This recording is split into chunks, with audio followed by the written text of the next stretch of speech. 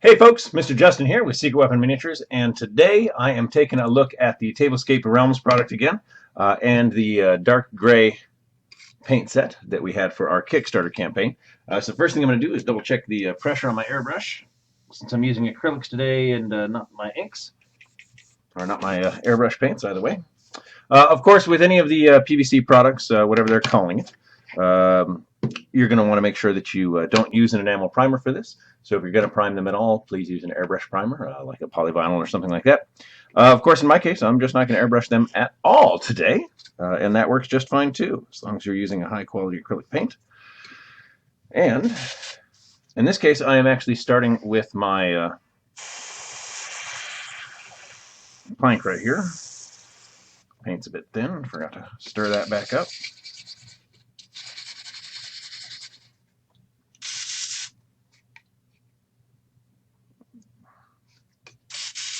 There we go.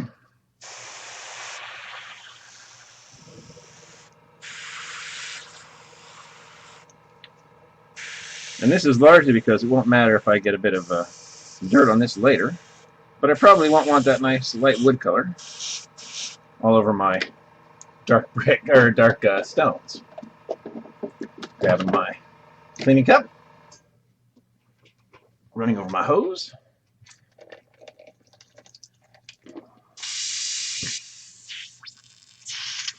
Cleaning out the brush between colors real quick. And then I'm going to go on to the Nightmare Black. I believe this is. Yeah, Nightmare Black. Use this for a bit of pre-shading. It's a nice blue-black too, so it'll give us a good bit of visual interest. Much more so than just a plain black. Things like Payne's Gray, Nightmare Black, I really enjoy these colors.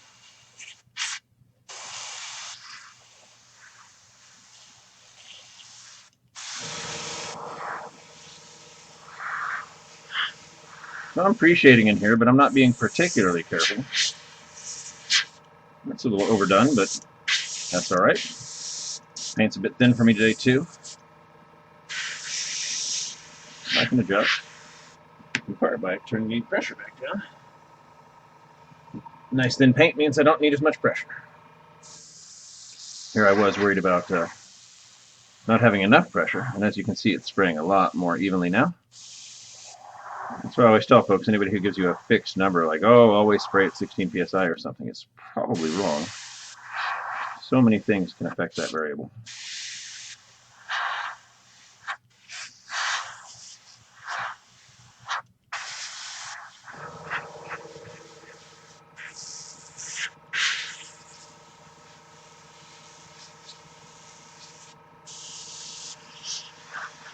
And then I'm going to give it a little bit of a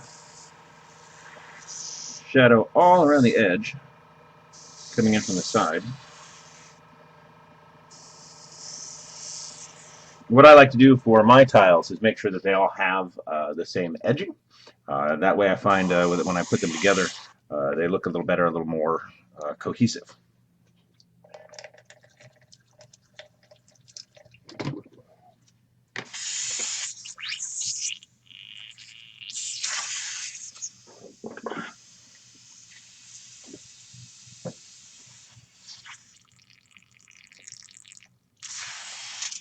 Putting a little isopropyl through there to clean this one out, and water again. That's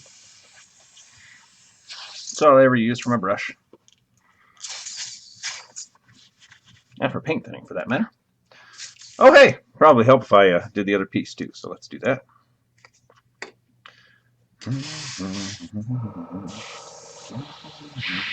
Here I'm being a little more careful because I don't want to get too much on that wood. Not a lot, you can see. Getting that edge.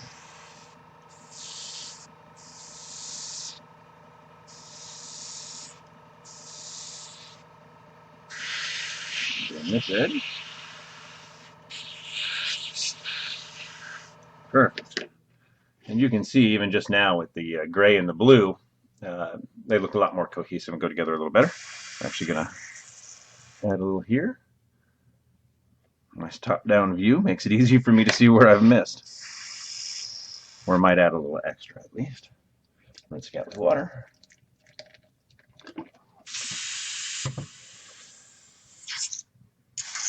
Doing my very best not to sing at you guys. Whatever I'm painting, of course, I generally have music going or I'm singing, one or the other, sometimes both. Okay, usually both.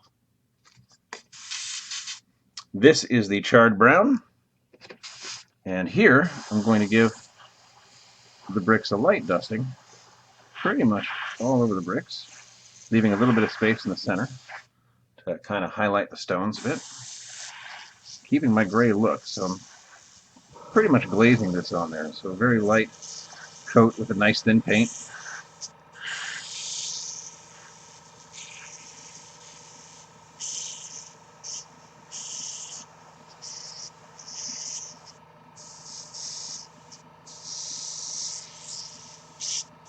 Already starting to get that organic look.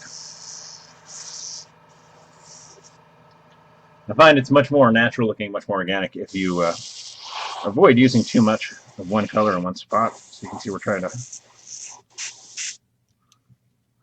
wipe off a little bit of that excess. Actually, I liked it dark there. Trying to create some spots of color, not just big blocks. So here I am putting in some big dashes of the dark brown.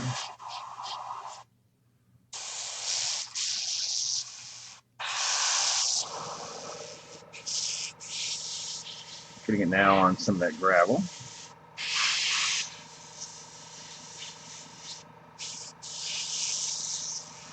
There we go. This time I'll remember to do the other one.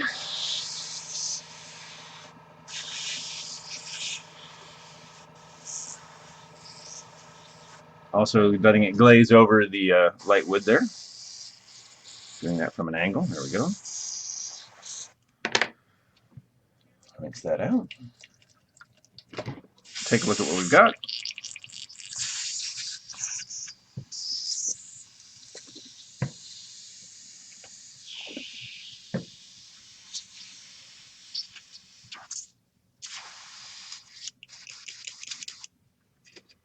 Here I have my olive drab. Right, before I do that, here's a look at the tile so far.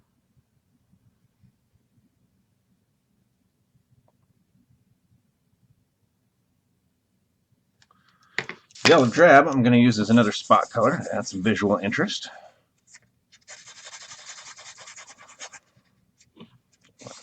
Stir that up with my finger. All right.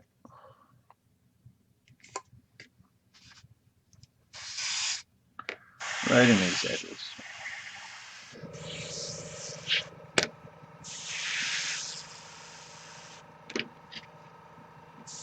More towards the gravel.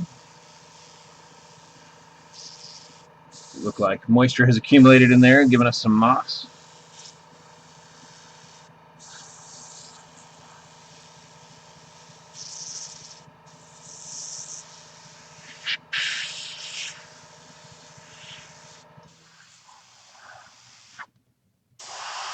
Maybe a little bit of the space around it.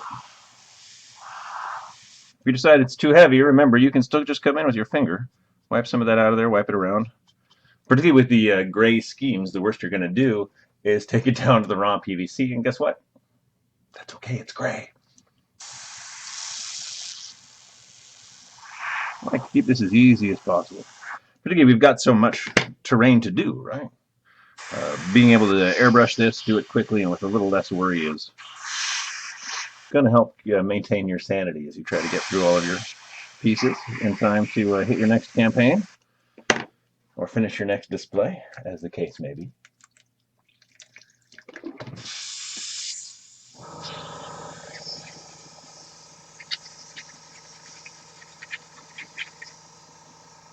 That is the dark skin, and I've got my rainy gray.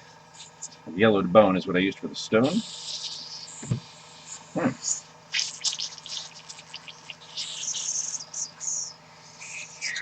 Airbrush needs a good cleaning after this. Been using it a lot lately and have not taken it apart or cleaned it thoroughly recently. All right, and then we do the light gray.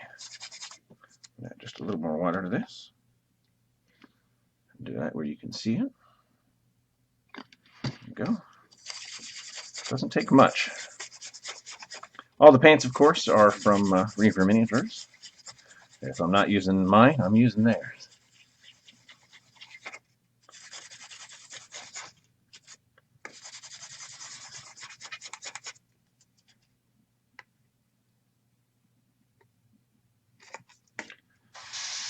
All right, so this is the light gray, rainy gray. And what I am going to do is I'm still going to airbrush this instead of dry brush it, but I'm going to do it from a distinct angle here. Come across and try to hit most of the tops. I'm going to do it from each side of this.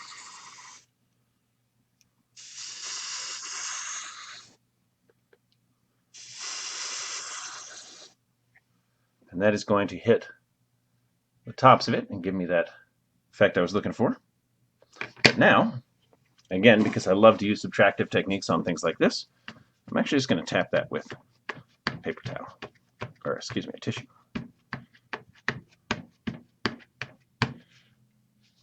Not much came off, and that's fine. I waited a little long. But you definitely get to see how all of those colors have come together in here.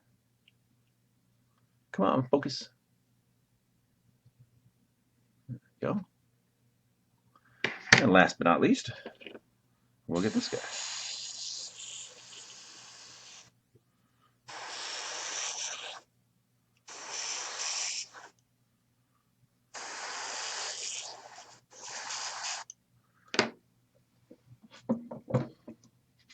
And that's that. At this point, I would actually come in with a dry brush and still do some of that if I wanted to pick out some of the additional details and whatnot. Always a good idea. It creates a nice textured effect for you. Here are both of these pieces, and you can definitely see what I mean about how doing this for a whole set of these tiles would happen very, very quickly, particularly with your airbrush and some simple techniques like this. Of course, if you really want to up your game, well, you come back later and you add some pigments over the top. And of course, I'll do that in a future video. Stay tuned. And thanks again for watching.